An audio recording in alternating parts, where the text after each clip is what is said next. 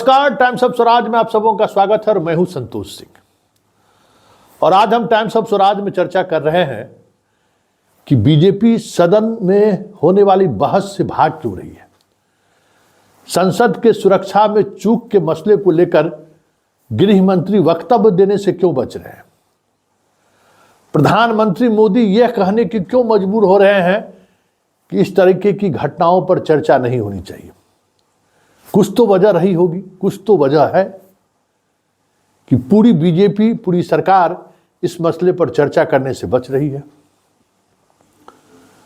तो मित्रों, जरा इसके गहराई को समझिए, क्योंकि इस बहस में न शामिल होने के पीछे वजह हम हैं और आप हैं।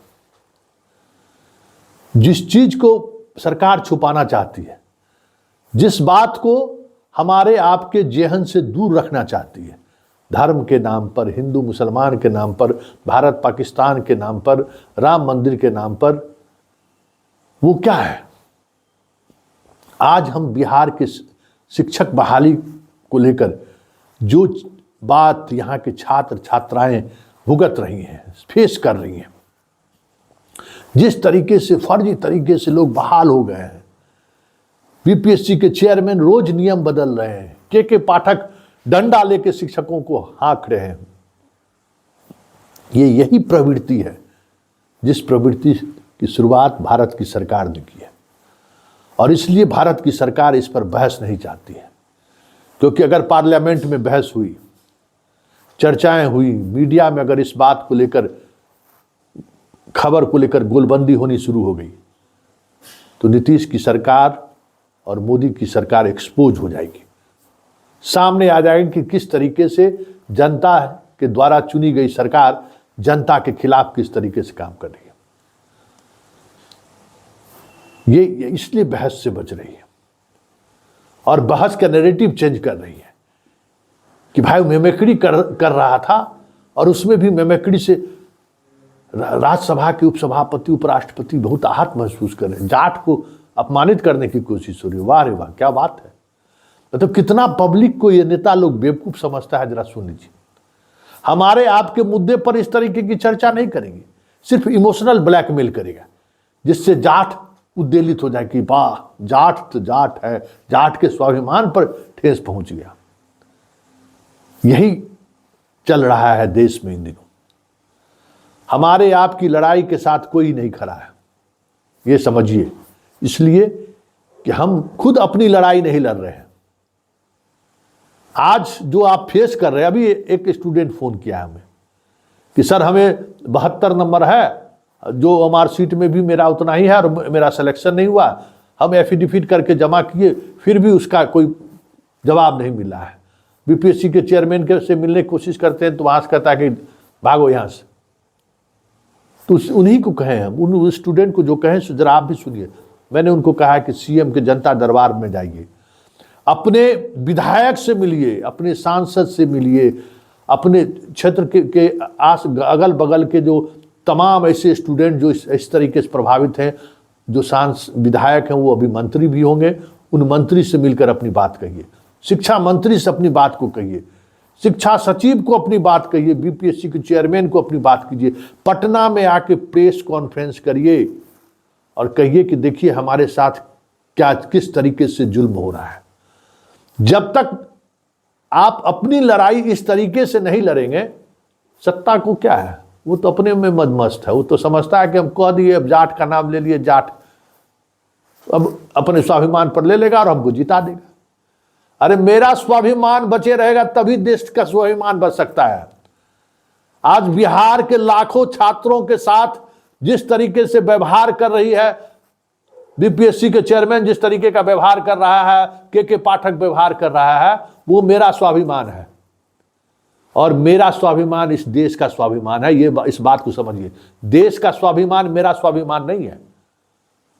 देश मैं हूं तो देश है, आप हैं तो देश है।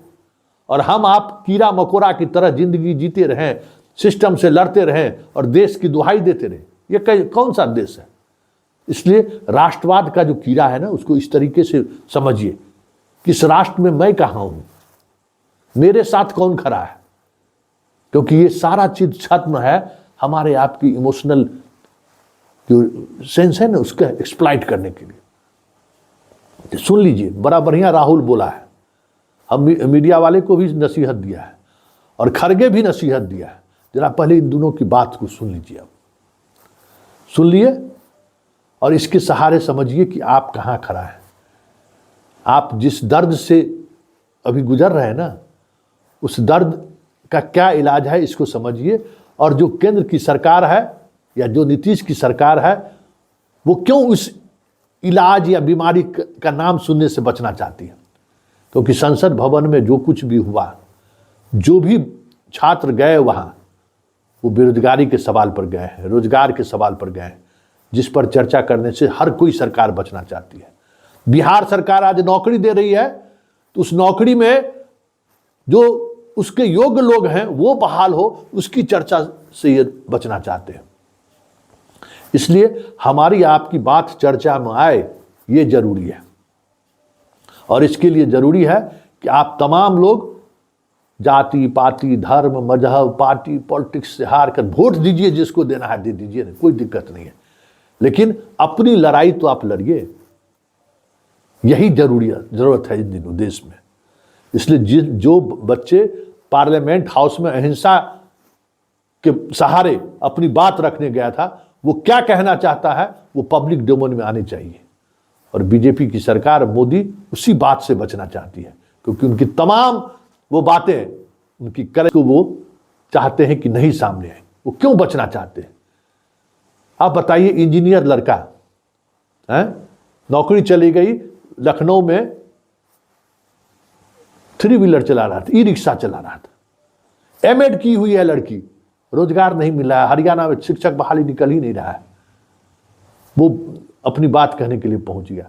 दरभंगा का अपना बच्चा ललित झा मेडिकल कंप्लीट किया था, लेकिन फीस नहीं रहने के कारण उसका नामांकन नहीं हुआ।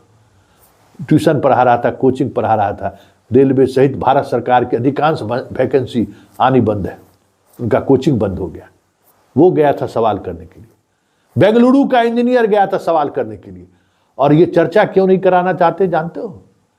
क्योंकि इनके नेटवर्क में लाखों छात्र जुड़े हुए हैं। इस 7 के बाद जितनी अभी तक गिरफ्तारी हुई है, 8वीं गिरफ्तारी करने में पुलिस का हाथ कांप रहा है, क्योंकि पता है कि हम आग से खेलने जा रहे हैं। आग मतलब बेरोजगारी, आग मतलब हमारे जो आग हमारे दिल में धड़क रहा है, जिस इशू को लेकर आज हम अतुल प्रसाद और इसके लिए हम लड़ाई लड़ रहे हैं, वो आग जलने कहीं न शुरू हो जाए। इसलिए चाहते हैं कि बीजेपी में बहस नहीं हो। नीतीश चाहता है कि ये चीजें बिहार में चर्चा नहीं हो। कोई भी सरकार हो हमेशा यही चाहती है। इसलिए हमारी आपकी लड़ाई व्यक्ति से नहीं है, हमारी आपकी लड़ाई व्यवस्था से है। और उस व्यवस्था का पोषक कहीं नीतीश है, कहीं मोदी है। इसलिए हमें लड़ना है, अपनी लड़ाई लड़नी है, अपनी स्थिति को मजबूत करना है और हमारे साथ जो हो रहा है उसके खिलाफत में खड़ी होनी। और मेरे किसानों का अपमान हुआ। अरे चेयरमैन दूसरों को प्रोटेक्शन देना चाहिए। अगर चेयरमैन साहब ही ऐसा बोले तो मैं एक अपोजिशन लीडर होके ऐसे मैं ये कहूँ कि मुझे राज्यसभा में बोलने नहीं दिया क्योंकि मैं एक दलित लीडर हूँ। ऐसी जात पात की बात अंदर करके लोगों को बाहर भड़काने का काम कोई नहीं करना चाहिए। और मुझे बहुत बुरा लगा कि हर आदमी अगर अपनी अपनी जाति के लिए किसी विषय पे अगर बोलते हैं तो मेरे जाति को इफेक्ट हुआ, तो मेरे जाति को तो हमेशा इफेक्ट होता है। मुझे तो बोलने नहीं दिया जाता है। मैं जो सवाल उठाता हूँ उसको उत्तर नहीं मिलता। किसने किया, कैसे किया? वहाँ पे एमपीज बैठे हुए थे, मैंने उनका वीडियो लिया।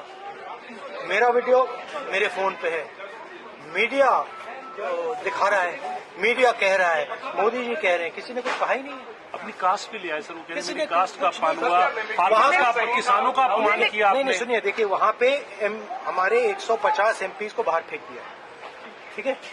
उसके बारे में मीडिया में कोई चर्चा नहीं हो रही है, ठीक है। उनको आपने पार्लियामेंट से बाहर उठा के फेंक दिया, उसकी कोई चर्चा नहीं हो रही है। अदानी जी पे कोई चर्चा नहीं हो रही है। राफेल पे फ्रांस ने कहा है कि भैया इन्वेस्टिगेशन नहीं अलाउ हो रहा, उस पर कोई चर्चा नहीं हो रही है। बेरोजगारी पे कोई चर्चा नहीं हो रही है। हमारे एमपीज वहां पे दुखी हैं, बाहर बैठे हुए हैं, उन पे आप चर्चा कर रहे हो।